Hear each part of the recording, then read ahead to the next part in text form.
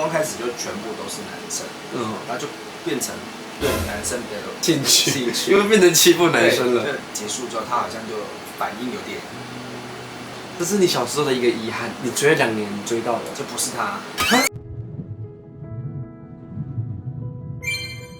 谈音乐不用钱哦。Hello， 我是企鹅。大家好，我是英雄。我今天来访问他，有关于他的爱情故事。他在外面也都只有聊过他前妻离爱故事，没有正式聊到他与他前妻的爱情故事，甚至到他小时候到成人的一个心境过程。我想请问一下，你第一次感受到恋爱的感觉是什么时候？从小到大都有。是从小是多小的时候？大概国小就有，就知道要喜欢女生。是为什么那时候会喜欢女生？是他的一个主动，还是一个频率，还是因为大家都在交女朋友？你那时候就觉得欺负女生好像很好看。对，我也是那种喜欢欺负女生的感觉，就很可爱。这样就只针对她，就觉得特别欺负她会觉得爽感，很开心。那个欺负就是你所谓的爱吗？不知道啊，但是那时候就是对异性有感觉。他会什么样回应你？就是会生气啊。是怎样生气？是认真生气，还是说不要再闹了啦？对，就是小朋友女生那种生气啊。全班只有他一个。对，只会对他这样。那后来没有再进一步嘛？就直到毕业，就是一直维持这样的关系。那到国中就没有在同一个。应该是有在同一个学校，但是因为他是那不同班了。我们那时候男女分班啊。哦，你那时候男女分班，男生在一班，女生在一班。天哪！早期的学校比较多。你那时候是有法禁？有。我怎么感觉这几年主题有点远了？不可能没有联络吧？然后刚开始就全部都是男生，然后就变成对男生比较有兴趣，因为变成欺负男生了。国中、高中就喜欢抓来抓去嘛，然后就特别喜欢几个身材比较好的男生。那时候就有了。对，那时候是好像又不是喜欢女生，好像有点喜欢男生，所以国中、高中都比较偏喜欢男生。国中、高中都是男女分班，所以就是都没有在接触女生。那时候会抗拒吗？关于自己喜欢的女生，真的。虽然说不知道那个是什么，但是就觉得好像挺有趣的。对，你不要在外面学人家流行喜欢男生。我们那个年代连电脑都还没有啊。对呀，网络还没有那么发达，所以还不知道那个是什么东西。然后以前也没有在教这个的。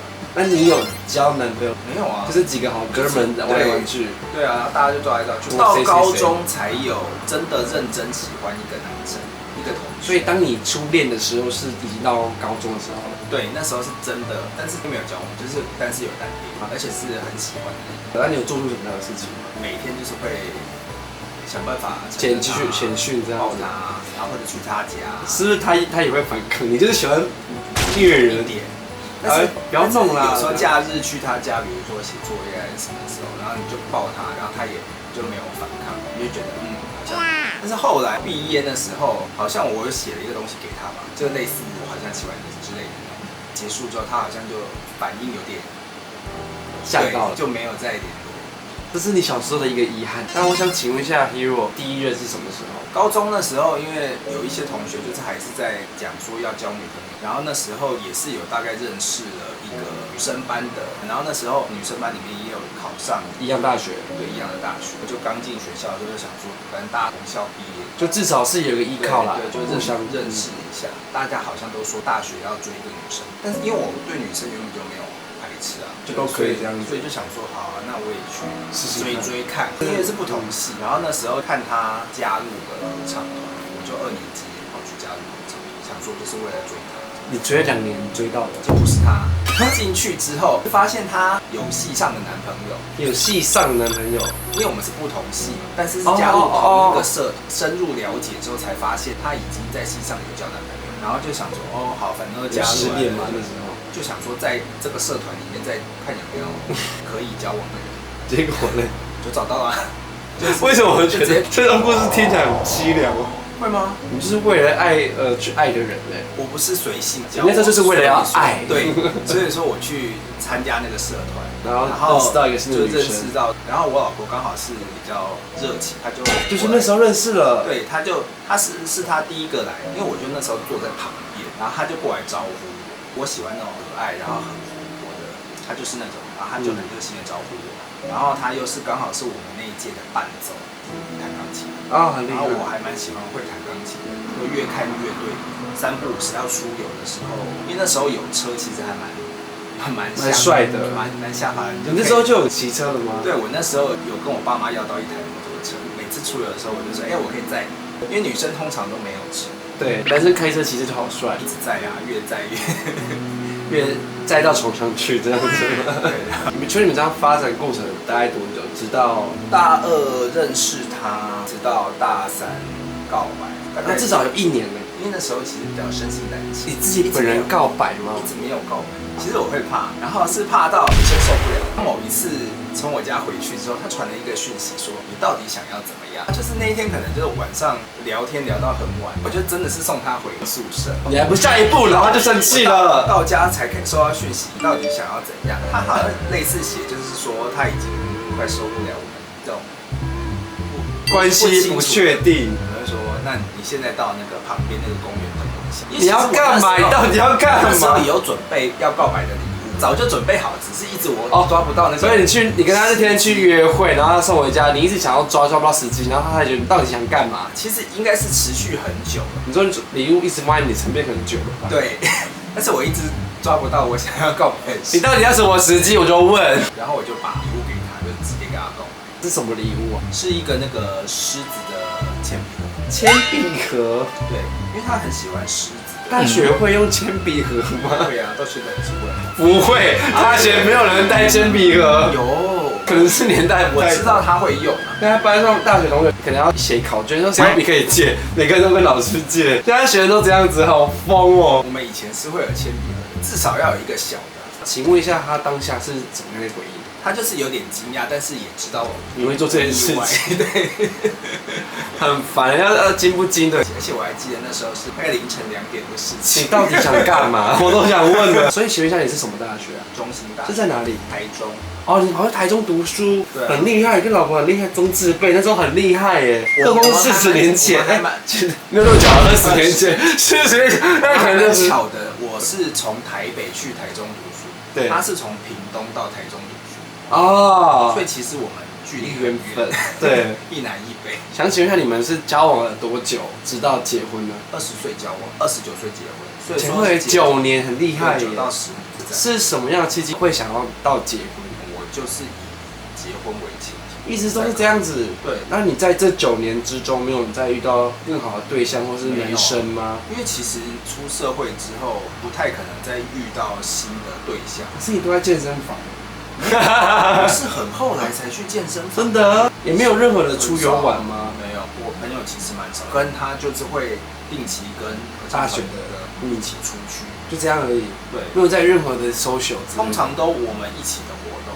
其实中间蛮多事的。你看我们毕业之后，我们2个都考研究所，因为我考回台北，然后他怎么办？考到嘉义，那怎么办？你们就有3、4年没有见面了。我大概每个月会下去，或是他上来，我会每天都有用那个视讯。那时候好像还不是 Line， 那时候只有那时候还是那个无名，不是没有那个叫脸书。MSN 对，MSN 有视讯，有，厉害哎！我们会 MSN 是Skype可以，因为我后来还去当兵，其实最危险的那一次是在当兵。怎么叫危险？就是他可能会兵变，就是快要，因为他那时候在系上好像有学长对他不错。那时候因为他有一些烦恼的事情的时候，我都刚好没有办法帮他那个处理。你说像这样的爱情。然后每次只要这样的话，当周我就跟我妈说我不回台北，我就直接去下去，然后就那2天把它搞定之后我再回来。然后大概很用心哎，大概会那时候大概每2到3个月会1次吵架，他又犯了精神上的比较低潮期，然后我就又再下去。还好就当兵，我当兵1年他就刚好毕业。然后他毕业就是回屏东去实习，因为他后来是当老师。那时候我就在台北工作。那你们那时候怎么办？就是真的是远距离很久。对，所以我们几乎远距离大概有4年。好厉害哦！我也是觉得还蛮厉害的，4年要维持一段关系很难，这种人又很远。我大概可以掌握的就是差不多某些时间你一定要出现在他面前。1年后他毕业完，他就搬来台，隔年我们就结婚。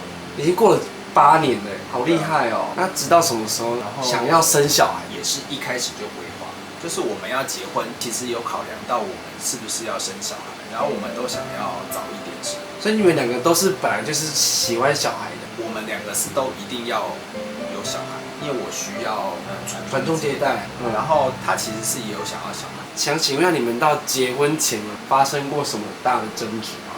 因为不可能9年这么一帆风顺吧？其实我们是蛮用吵架来当沟通。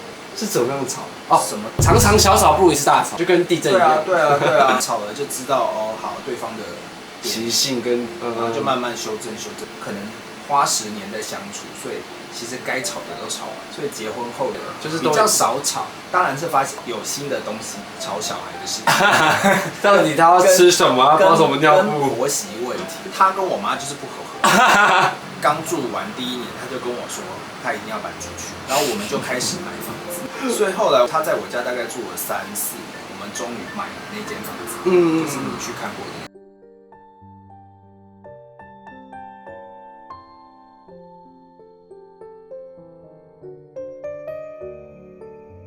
我想请问一下，你跟他到结婚这段期间，他知道你对于男生也可以吗？他发现的时候是过世的前2年，他才发现的。他怎么样发现的？就软体忘记删。他不会说这是什么东西？那就想了，然后他就拿起来看。屌照吗？看到什么？直接看到什么约啊什么的之类的那种东西。那怎么办？那之后跟我冷战了大概1个礼拜，然后那几天我都是睡客厅。好一阵子之后，他才有一次认真的问说，到底我的性向是什么？我才跟他解释。他都没有发现，这9年，你很厉害，10年呢。不止哦，是10几。那如果用一首歌来代表你跟你老婆的回忆，你就想哪一首歌？过世那时候我最常听的是《步步》，你知道这首歌啊？知道。有个大象，因为那首歌的歌词也是写说，我失去你，但是我在世界的每个角落都看到你的身影。刚失去他的时候，状况就是这种感觉。我就可能到这间店吃饭的时候，我就会想一起在那边吃，我们就坐在那边，坐在那边，然后我走到哪里就是都有这种感觉。以前都不会看歌词，现在看了歌词，怎么这么贴切？都会用歌词来带入你的情感，这样。自从上次跟你拍了前妻的故事这集，前后已经有2年了吧？心情有怎么样的改变吗？对于3年前的你到现在，比较释怀了。最近出了一本新整，也是写我的心情，因为我是写说书名是 Be a Hero。